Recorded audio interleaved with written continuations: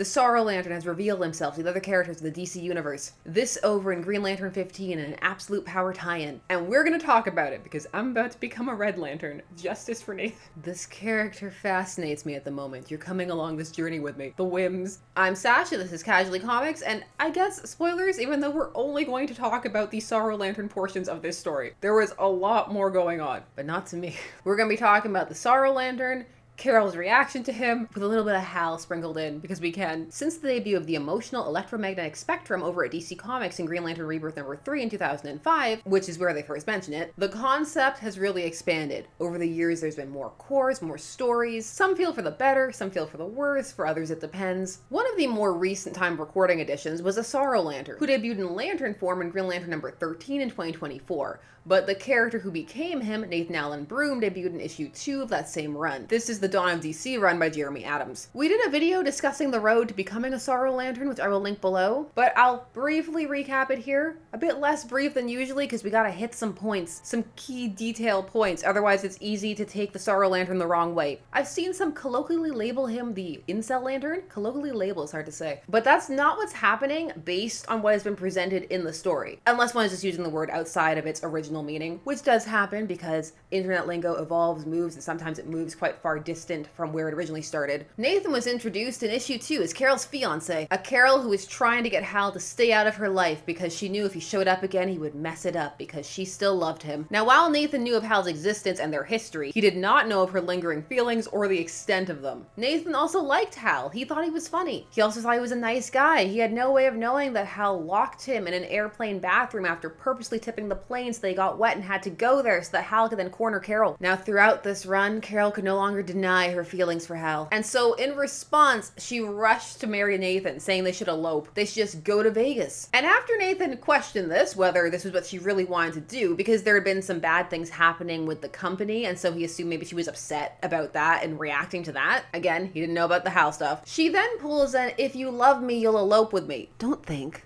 Nate, you love me, don't you? Of course I do. Thoroughly manipulated, Nathan goes with her to Vegas. And he questions her again on the ride if she's okay, because she seems a bit distant, and once more he's reassured. After all this, they get to the Chapel of Solitude for a Superman impersonator to officiate their wedding, and then her ring shows up to get her, and so she ditches him at the altar. Then he throws a pity party in his room. In my opinion, an understandable pity party. And at that point, the ring that was gonna be their wedding ring, it transforms into some kind of sorrow ring and he becomes the Sorrow Lantern. And the roasts that were had in the comments, so many. What a good time was had. There were many that were along lines of, aren't there sadder people out there? I'm sure there are, but were they tangentially harmed by Hal Jordan? Maybe. Why would Hal Jordan do this? And in this case, why would Carol Ferris do this? The ring also just manifested. He didn't seek it out or anything. It was just kind of there and on him, and he's never had any experience controlling it or anything like that, so he's just overcome at the moment with sad ring energy. I don't know why I'm so passionate about the Sorrow Lantern, but I am. Now, issue 14 teased that Nathan was going to do something. And now, in the midst, or rather the end of this Absolute Power tie-in, because they're going back to the main story next issue, Nathan showed up in 15 to do things. He showed up to tell Carol how he felt. Issue 15 is written by Jeremy Adams, with art by Fernando Pisarin, inks Eau Claire Albert, and colors Romulo Fajardo Jr. And the main story where Nathan appears is called Dogfight. Most of this issue is an Absolute Power tie-in, and many more people may be interested in Hal being able to fly one of the bat planes. But not me. Well, now, while there is a lot of absolute power, this tie-in has also managed to maintain momentum on the other plots that were going on before that event took over. So you still get the intergalactic plots, some of the interpersonal plots, like with Nathan. Carol will start Sapphire once more, and we get to see Nathan's powers manifest as they take hold of Dove. The sadness. Are you okay? No, I'm not. None of us are. Hawkes and the Lords of Order and Chaos are quiet. It's useless. It's also useless. I should have ended it when I had the chance. Now you have to do it. You have to kill me! Stop. What's going on with you? She has discovered the truth that nothing matters. Everything is meaningless, and the world is draped in sorrow. Nate? Aw, he doesn't have his wilting roses anymore. I felt like they went with the look. So Nate's powers are to severely bum everybody out. I put up a question in the community tab as to what people thought that Nathan's ultimate attack would be. So for those who guessed something like this, you get the prize of self-satisfaction. He also can do energy blasts, and his ring seems to be manifesting some kind of atmospheric fog. Nate, you can't do this. You need to stop. Nate. No, he is gone. He was weak. Only sorrow remains. Now, Feel what you have done. Feel the pain of loss, of sadness. And then he does it. He makes her feel sad and basically confronts her with the questions of him and, but why though? The sadness, the absolute sadness. It's overwhelming. Yes, it was this sadness that changed me when you went back to him. Back to the man that leaves after everything he's done, after all the heartbreak, all the tears, and you still went back to him. Why? Because I love him. Big, but daddy, I love him energy. But daddy, I love him. Which, yes, fair. She does love Hal. But she could have told Nate this at some point and not rushed off to marry him instead. It takes me a while to recover from a good, but daddy, I love him moment. But get ready. We're about to try and push this away. Are you ready to hear why this is totally fine and a non-apology worthy of a ukulele? I know it doesn't make sense. And I'm sorry for hurting you. That's what hurt people do. But Nate, this isn't you. You have to stop. I can't stop.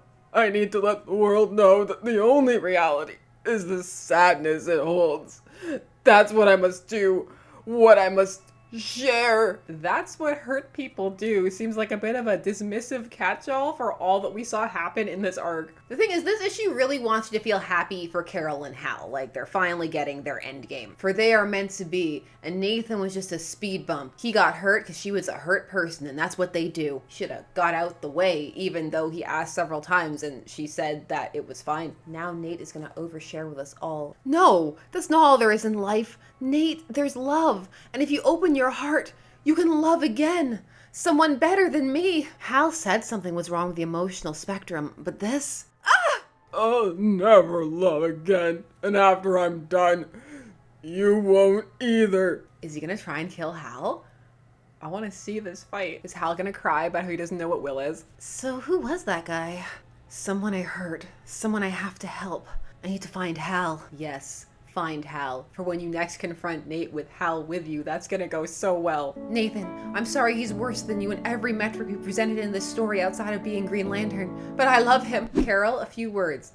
Nathan, I'm sorry, but I'm in love with someone else. This plotline is one of the messiest things ever, and I love it. It's been a while since I've seen a plot this messy. Carol and Hal are a disaster. At least this issue shows that she's gonna try to do something about it. She still doesn't feel bad about it at all. She's completely excused it because she's a hurt/damaged person in her own mind, which I think maybe Carol needs to talk to someone. Probably not Hal though. This plot and how one receives it may differ based on how one feels about Hal and Carol being endgame or just how all of it's being presented, because a lot of this is meant to be a triumphant return of the two of them together. She's all right. He's okay. Well then, Sapphire, I think it's time we save the universe. Together. Look at the joy on her face. Now Nathan's gonna have to make the world extra sad. This plotline fascinates me for a few reasons. On the one hand, it's nice to see a supporting character get to play such a large role, particularly in a plot like this. Nathan could just have come and gone, but instead they're doing something with him and maybe actually going to build the character out, or at least he's gonna have a little moment. Something that shows that the main character's actions do have consequences. However, at the same time, the story at points appears to be trying to place Nathan in the wrong, or at least to make Carol's position more relatable. There was no reason she couldn't break up with Nathan. He wasn't shown to be dangerous or unstable. We've now seen his response was going to be depression. She was going to marry him to try and get Hal out of her system.